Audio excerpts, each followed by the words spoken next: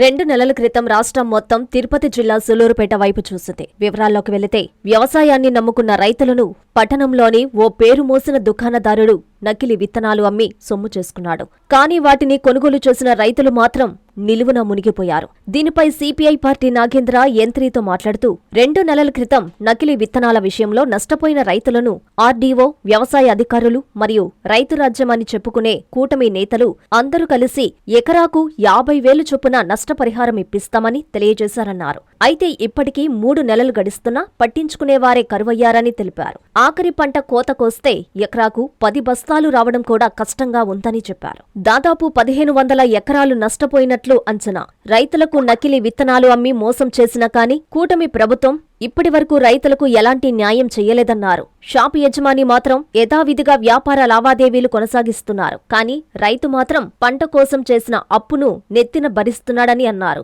అధికారులు ఇచ్చిన మాటను వెంటనే నెరవేర్చకపోతే రైతన్నలతో కలిసి ప్రతి ప్రభుత్వ కార్యాలయాలు ముట్టడిస్తామని హెచ్చరించారు. గత 2 నెలల ముందు జరిగినటువంటి నకిలీ విత్తనాల కుంభకోణం, ఎందుకంటే దాదాపు 1,300 బస్తాల నకిలీ విత్తనాలు రైతులు కొనుగోలు చేసి 1,500 ఎకరాల్లో సాగు చేస్తే దాన్ని అధ్యయనం చేయడానికి ఎంత నష్టం జరిగిందనేటువంటిది అంచనా వేయడానికి, నష్టపరిహారం ఎంత ఇవ్వాలనేటువంటి దాని మీద చర్చించి 62,500 రూపాయలు నష్టం జరుగుతూ ఉంది.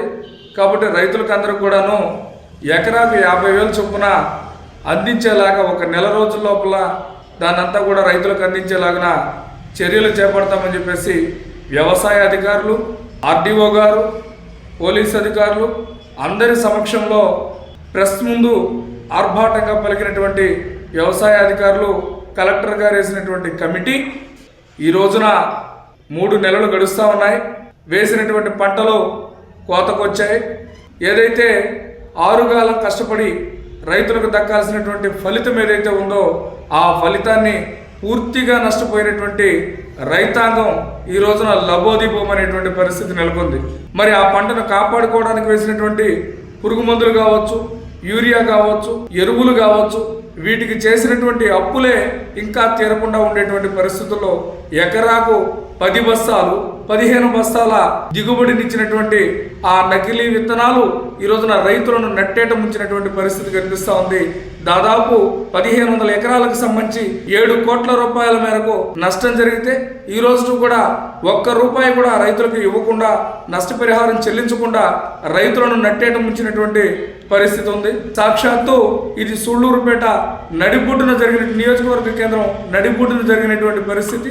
మరి రైతు సంక్షేమ ప్రభుత్వం అని చెప్పేసి డంబాలు పలికేటువంటి కూటమి నాయకులకు ఇది కనిపించడం లేదా అని చెప్పేసి ఈ రోజున భారత కమ్యూనిస్టు పార్టీ సిపిఐగా మేము అడుగుతా ఉన్నాం. ఏదైతే రైతులకు దాదాపు 7 కోట్ల మేరకు నష్టం జరిగిందో ఆ నష్టాన్ని పూర్తిగా రైతు సంక్షేమానికి పెద్దపీట వేస్తున్నామని చెప్పేటువంటి ఆడంబరంగా చెప్పేటువంటి కూటమి ప్రభుత్వ అధినేతలు తప్పనిసరిగా నష్టాన్ని భర్తీ చేసేటువంటి విధంగా చర్యలు తీసుకోవాలని చెప్పేసి తెలియజేస్తా ఉన్నాం. అటువంటి చర్యలు తీసుకోవడంలో ప్రభుత్వం, కూటమి నేతలు కనుక విఫలమైతే భారత కమ్యూనిస్టు పార్టీ ఆధ్వర్యంలో ఆంధ్రప్రదేశ్ రైతు సంఘం నేతృత్వంలో రైతులు ఏమాత్రం కూడా వెనకడుగు వేయకుండా ప్రభుత్వంకి తగిన బుద్ధి చెప్పేటువంటి విధంగా ఆందోళన కార్యక్రమాలకు దశల వారీగా పునరంకితమవుతామని చెప్పేసి, మరి రైతులకు తప్పనిసరి పరిస్థితుల్లో న్యాయం చేయాల్సిందే.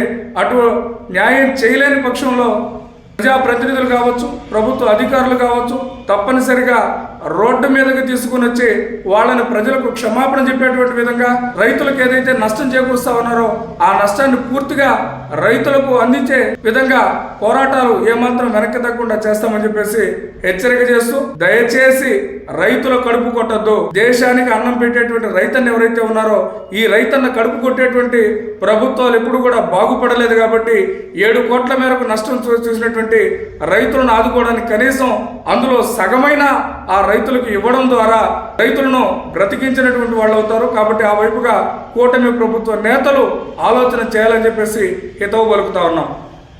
రైతులు పూర్తిగా నష్టపోయినా ఇబ్బంది లేదనుకునేటువంటి పరిస్థితుల్లో ఆ నకిలీ విత్తనాలు ఎవరైతే సరఫరా చేసినటువంటి డిస్ట్రిబ్యూటర్ ఉన్నారో, అదే నకిలీ విత్తనాలను అమ్మినటువంటి డీలర్ ఎవరైతే ఉన్నారో వీళ్ళిద్దరూ దర్జాగా వారి వ్యాపారాలు చేసుకుంటూ వారు కోట్ల రూపాయల ఆదాయాలను గడించేటువంటి పరిస్థితి ఉంది.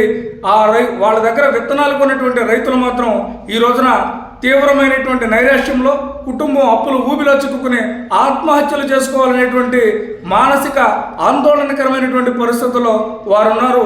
వారి యొక్క మానసిక ఆందోళన కూడా ఈ ప్రభుత్వ నేతలు అర్థం చేసుకోవాలని చెప్పేసి విజ్ఞప్తి చేస్తా ఉన్నాం.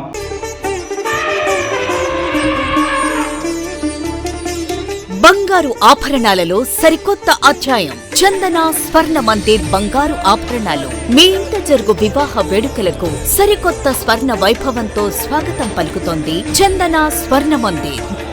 దేశం నలుమూలల నుండి సేకరించిన antique collections, temple collections, Natasha collections, peacock collections, వివాహ కలెక్షన్స్, విక్టోరియా కలెక్షన్స్, వేలాది రకాల కలెక్షన్స్. చందన ప్రత్యేకత 916 హాల్మార్క్ బంగారు ఆభరణాలపై అతి తక్కువ తరుగు మజూరీ లేదు.